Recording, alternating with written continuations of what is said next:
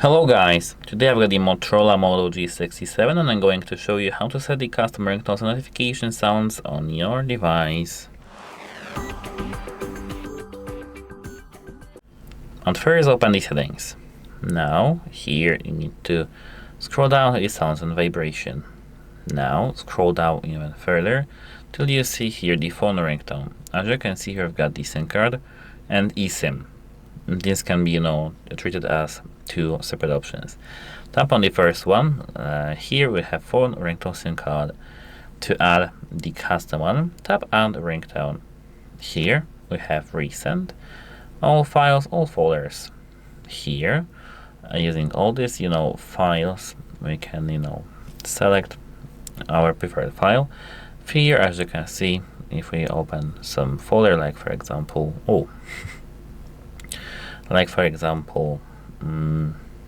download, we can see here our files if they're all downloaded.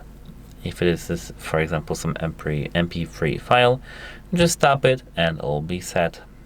It will be prompted to crop it maybe. And the same as with the eSIM over here, as you can see, add ringtone, and here we have this file browser.